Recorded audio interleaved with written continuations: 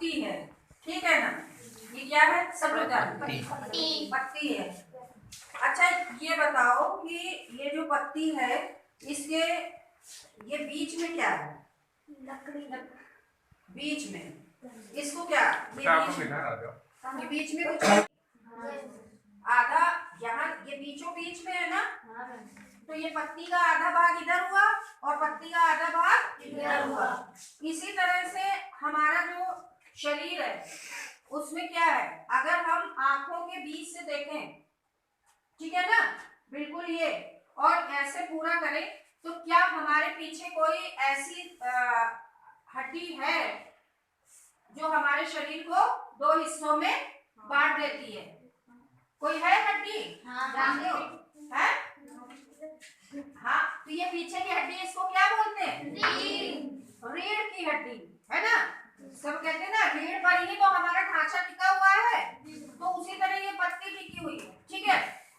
अब हमारा जो आज का वो है वो ये, अगर हम इसको इसी रीढ़ से ऐसे मोड़ दें तो देखो इसका क्या होता है कि ये पहला जो एक भाग होता है वो दूसरे भाग को पूरा पूरा ढक लेता है ना। तो ये ढकेगा कब, जब दोनों भाग समान होंगे ना। देखो अब जैसे ये कागज है, ठीक, तो हमने इसको बीच से ऐसे फोल्ड किया, मोड़ा ना, तो मोड़ने पर क्या होगा, इसका ये वाला जो हिस्सा होगा ये और ये बिल्कुल ऐसे मिले आकर के कि पहला हिस्सा दूसरे हिस्से को पूरा पूरा ढक ले, तभी तो बीचों बीच में माना जाएगा। अब एक हिस्सा आगे निकल जाए दूसरा पीछे, तो क्या वो उसने ढका एक दूसरे को? नहीं ना। तो जो बिल्कुल बीच में होता है और दो हिस्से जब बिल्कुल एक जैसे होंगे तभी तो वो एक दूसरे को ढकेंगे। जैसे आप रोटी है, रोटी को जब आधा करोगे तो कैसे करोगे, बिल्कुल नाप के करते हो ना। मान लो ये रोटी है तो बिल्कुल ऐसे ऐसे मिला करके तभी तो आधी करोगे, है ना। तो उसका जो इधर का हिस्सा है वो दूसरे हिस्से को पूरा पूरा ढक लेगा, यानी कि एक हिस्सा दूसरे हिस्से के समान होगा। तो वही चीज हम बताना चाहते हैं कि उसे हम क्या कहते हैं, ये हिस्सा दूसरे हिस्से के समान है तो इसे हम क्या कहेंगे, ये सिमेट्री कहलाती है, सममितता।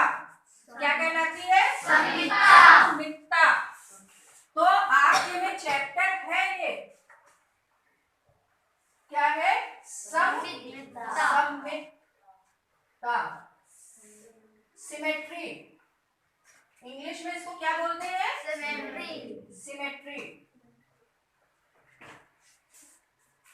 ठीक है।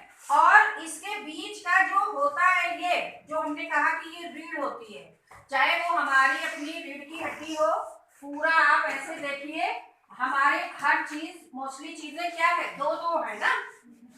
ऐसे अगर हम अलग अलग अपने हाथ दिखाएंगे तो क्या होगा, ये अलग अलग हैं, ठीक है ना। ये समरूप है, एक जैसे हाथ है, इस हाथ में कोई फर्क है क्या बनावट में? नहीं ना। तो ये समरूप है, लेकिन अगर हम इसको ऐसे आपको दिखाएं, ये देखिए ये है इस तरह, सब लोग अपने को करो, और जब हम बंद करते हैं तो क्या करेंगे, हमने किया ऐसे किया ना, तो इसका इस हाथ का और इस हाथ ने एक दूसरे को बिल्कुल ढक लिया, ठीक है ना। तो ये जो पार्ट है दोनों, ये क्या हुए, सम्मित हुए ना। सबको सम्मितता समझ में आ रही कि मतलब क्या है हमारा। अब जैसे ये पत्ती आपने दिखाई थी, इसका अगर आप फिगर बनाएं तो ये आपकी जो आएगी पत्ती, मान लो ये ऐसे, ठीक है। तो जब हमने इसको मोड़ा, ठीक, ये आपकी पत्ती है, तो इसके बीच का ये जो अक्ष होता है इसको हम क्या कहते हैं, जब ये सममित हमारे भाग हो गए तो इसको हम क्या कहेंगे, ये होती है सममित अक्ष। ये क्या होगा, सममित अक्ष। इसको तीन तरह से हम बोल सकते हैं, या तो इसको सममित अक्ष बोलते हैं, या हम क्या बोल सकते हैं, सममित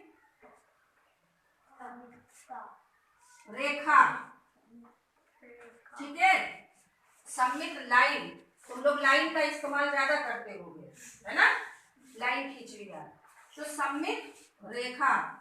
और या जो है, अब इसमें हम एक काम और कर सकते हैं, आपको इसमें दर्पण में इमेज भी, समतल दर्पण जानते हो क्या होता है, जिसमें आप अपना चेहरा देखते हो, अगर उस छोटे दर्पण को हम यहाँ पे रखें तो ये चीज दिखाई देगी ऐसे कि जैसे ये इसमें मिल गई, तो वो आपका क्या बन जाएगा, प्रतिबिंब बनेगा, और वो रिफ्लेक्शन इमेज होगी आपकी, और प्रतिबिंब अक्ष।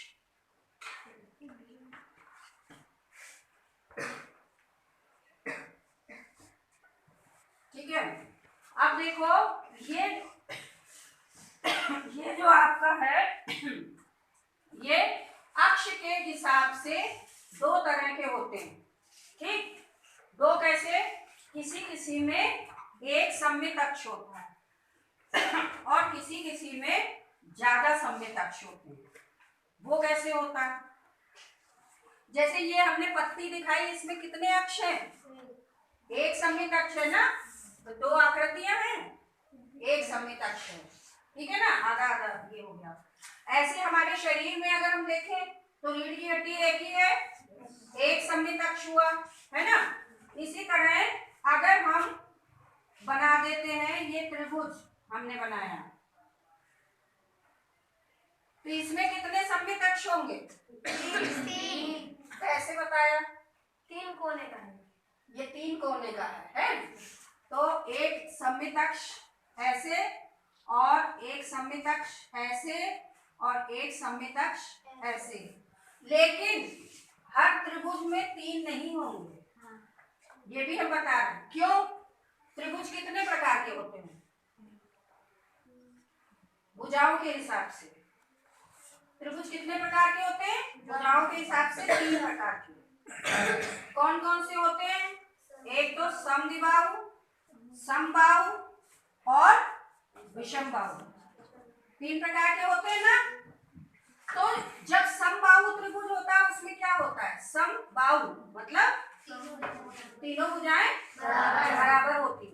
तो जब तीनों भुजाएं बराबर होती हैं उसमें तीन सममित अक्ष होंगे, क्योंकि सममितता की सबसे पहली डेफिनेशन हमने आपको बता दी कि अगर हम उसको, जो उसकी रीढ़ है या जो उसकी अक्ष है, उससे जब हम फोल्ड करते हैं, जब मोड़े, तो एक हिस्सा दूसरे को पूरा पूरा ढक लेना चाहिए। तो जब चीज बराबर होगी तभी तो ढकेगी पूरा पूरा। क्या क्या बना हुआ है आप देखिए, जैसे ये वाला जो पहला वाला चित्र है, ये सबको दिख रहा है। इसमें क्या है, एक एरो जैसा इधर गया है, एक एरो इधर गया, और बीच वाला एरो क्या है, रीढ़ है। अगर किसी कागज पर ये हम डायग्राम बना दे, ये चित्र बना दे, और इसको हम बीच से फोल्ड करेंगे, तो इधर का हिस्सा इस पूरे हिस्से को ढक देगा। आपको बता रहे थे कि दो तरह की सिमेट्री होती है, एक तो होती है एक अक्ष वाली सिमेट्री, और दूसरी क्या होती है, कई अक्ष वाली।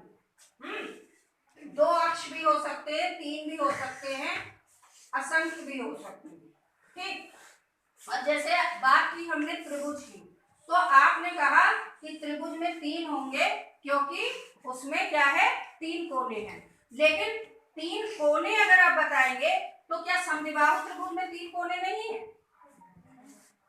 है ना। लेकिन उसमें अंतर क्या हो गया, समद्विबाहु कितनी भुजाएं बराबर होती हैं उसमें, केवल दो भुजाएं, तो तीसरी वाली बराबर नहीं होती। तो इसमें जो है सममितता हम कौन सी लेंगे कि समद्विबाहु त्रिभुज जो हमारा होगा, मान लीजिए ये और ये भुजा बराबर है, लेकिन जब ये नहीं है तो इसका सममित अक्ष केवल एक आएगा। एक ही तो आएगा।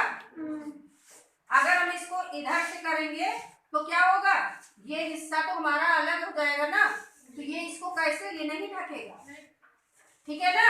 अलग अलग जो जिसकी आकृति अलग अलग होगी, सेम नहीं होगी, वो हमारे सम्मित नहीं होगी।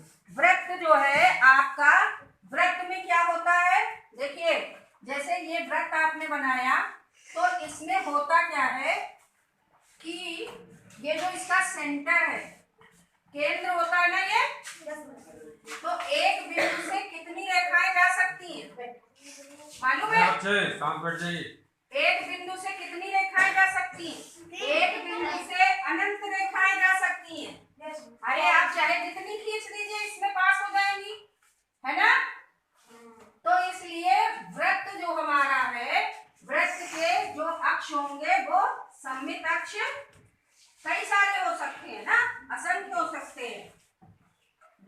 जैसे दो बिंदुओं से अगर हमें खींचना है तो केवल एक ही रेखा जाएगी, है ना। लेकिन जब केवल एक बिंदु से, तो एक बिंदु से तो सभी पास हो रही हैं, हम चाहे ऐसे खींचे चाहे ऐसे खींचे। और अब जैसे हमारे इंग्लिश के जो अल्फाबेट होते हैं, अल्फाबेट जानते हो, ABCD आती है? सबने पढ़ी? लिखी भी है? तो क्या ABCD में जो आपकी है कितने लेटर होते हैं? 26 में से कुछ लेटर ऐसे होते हैं जिनकी जो है इमेज, मतलब जिनमें सममित अक्ष होता है, चाहे ऐसे वर्टिकल हो। ये जो सममित अक्ष है ये कैसा है? ऊर्ध्वाधर, खड़ा, ठीक है ना, ये खड़ी लाइन है ना। और जब ऐसे होता है तो कौन सी होती है? बेड़ी, है ना। अब हम आपको दिखाएं, जैसे आपने कहा वर्ग, जब आपने वर्ग बनाया, ये देखिए ऐसे बनाया ना वर्ग, ये वर्ग है, वर्ग बनाया आपने, तो मान लीजिए ये वर्ग है, नहीं ये आयत बना है, ठीक है। तो आयत में आपने देखा दो सममित अक्ष होते हैं, ठीक है ना। कैसे? एक ये, अगर हम ऐसे फोल्ड करें कागज को या जो भी है आयत, तो क्या होगा, ये इसको ढक लेगा। और एक ऐसे जाता है, ठीक है ना, हम ऐसे फोल्ड कर सकते हैं, ये सममित अक्ष है। तो ये वाला ऊर्ध्वाधर होता है, या हम करें खड़ा, और ये कौन सा होता है? क्षैतिज। खड़ी रेखा, पड़ी रेखा, ठीक है। ये खड़ा अक्ष, ये बड़ा अक्ष, हॉरिजॉन्टल, ठीक। तो इस तरह से हम दो भागों में किसी भी चीज को डिवाइड कर सकते हैं। हमने A बना दिया, ये बन गया आपका A। डिजाइनदार नहीं बनाना है, नहीं तो अक्ष नहीं बनेगा। तो इसमें कितना सममित अक्ष हो सकता है? दो कैसे? 3। कोई आके बताए कहाँ पे सममित अक्ष आएगा? कोई बता सकता है? कौन आएगा बताने? वेरी गुड, क्या करो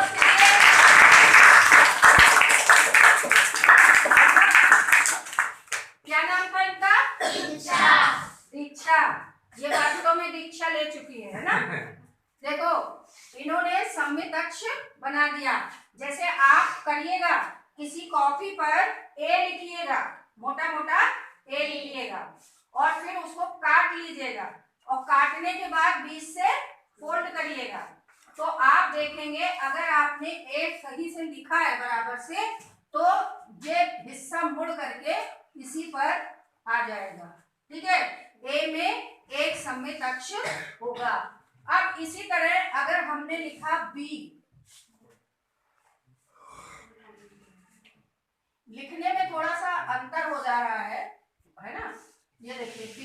अब इसमें बताओ सममित अक्ष कहाँ पे आएगा? वेरी गुड, इन्होंने भी सही किया कि ये जो हमारा, बस इसको हमें डॉट डॉट से ऐसे बनाना रहेगा। हमने B लिखा, और B को जब हम ऐसे करेंगे बिल्कुल सही सही जब लिखेंगे बी या बुक्स में जो लिखा होता है उससे जब आप करेंगे तो ये पूरा ऐसे मुड़ करके आएगा। इसी तरह से क्या सी में होता है? सी में सम्मित अक्ष होगा? होगा, है ना? और सी में बताओ खड़ा होगा कि पड़ा होगा? पड़ा होगा। इसी तरह ई में भी पड़ा होगा? ई में होगा? ई में होगा ना? और एफ में है? जी में भी नहीं होगा। जी की आकृति ऐसी नहीं है, एक तरफ उसमें ऐसे जाके होता है ना? जी भी नहीं हो सकता। क्या एच हो सकता है? एच, एच में आप डाल सकते हैं सम्मित अक्ष। इसका सम्मित अक्ष कौन बनाएगा? जल्दी से आ जाओ, आ जाओ, आ जाओ।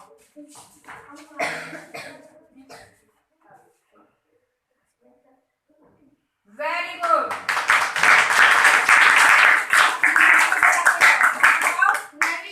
रवि किस क्लास में हो? 8 में। 8 में? 8 में, 8th में है। ठीक है, तो इन्होंने बताया कि ये जो है इनका एच सम्मित अक्ष जो है एच में होगा, है ना? फिर आई में तो होगा ही होगा, वो तो पता ही है, एक डंडी है आई में तो, है आई। फिर जे में होगा क्या? नहीं होगा। के में होगा? होगा। कौन सा होगा? खड़ा कि पड़ा? पड़ा होगा, है ना? क्योंकि के हमारा जो है जब लिखा जाता है ऐसे तो ये बीच में ऐसे आ जाएगा। ठीक है, एल में होगा क्या? नहीं। एम में होगा। एन में होगा? है? क्यों? एन तो ऐसे लिखा जाता है, यही तो है एन। एन में हो पाएगा? क्यों? कैसे हो पाएगा? अगर आप इसको फोल्ड करो, मान लो आपने ऐसे डाला, ठीक है, तो क्या उसकी पूरी जो है जो दो आकृति डिवाइड हुई है, क्या वो एक आकृति दूसरे को ढक रही है? नहीं ढकेगी। ये जब आप कटिंग कर करके देखेंगे तो आपको पता लगता रहेगा। ओ का हो जाएगा, पी का नहीं होगा, है ना? क्यू का भी नहीं होगा। क्यू का क्यों नहीं होगा? अच्छा बताओ, जब ओ का हो रहा है, ओ ऐसे, लेकिन क्यू का नहीं हो रहा, डंडी लग गई, है ना? वैसे जब पहले ओ लिखा जाता था तो पहले ओ भी ऐसे ही लिखा जाता था, इसलिए तब ओ का नहीं हो पाता था। लेकिन अब जो है ओ केवल हम लोग गोला बना देते हैं, ये हो जाता है। ठीक है, ओ हो गया आपका, पी हो गया, क्यू हो गया, आर का नहीं होगा, एस का हो जाएगा। हाँ, एस का हो जाएगा, है ना? कैसे हो जाएगा? अभी हमें कोई करके बताएगा। एस ये ऐसे लिखा गया है, एस का कहाँ से होगा और क्यों होगा? कौन सा अक्ष होगा? पड़ा। अच्छा हमने पड़ा कर दिया, ये कर दिया पड़ा। क्या ये जाकर के ऊपर इसको ढक रहा? नहीं ढक रहा, तो कैसे होगा? एस में होगा ही नहीं, ना खड़ा ना पड़ा। आप देखिए, इसका मुंह इधर को है, इसका मुंह इधर को है, तो कैसे हो पाएगा? एस का नहीं होगा, है ना? टी का हो जाएगा, क्योंकि टी की आकृति ऐसी, आकृति पर डिपेंड करता है। यू का हो जाएगा, क्योंकि यू ऐसे बीच से हो जाएगा। यू का हो जाएगा, बी का होगा, डब्ल्यू का होगा, एक्स का भी हो जाएगा, वाई का नहीं हो पाएगा, है ना? वाई का वो होगा जो लोग ऐसे वाई बनाते हैं, वी बना करके बीच से ऐसे सीधा कर देते हैं, वो वाला वाई का होगा। लेकिन अगर आप सही रूप में जो वाई बनाते हैं ऐसे करके, तो फिर नहीं हो पाएगा, है ना? जेड का हो जाएगा। जेड का होगा कि नहीं होगा? हम लिख के बता रहे हैं लोग, आप बताओ हो जाएगा? नहीं होगा। अब सबको समझ में आ गया ना कायदे से? ये क्या बना है? ये आयत है, ठीक?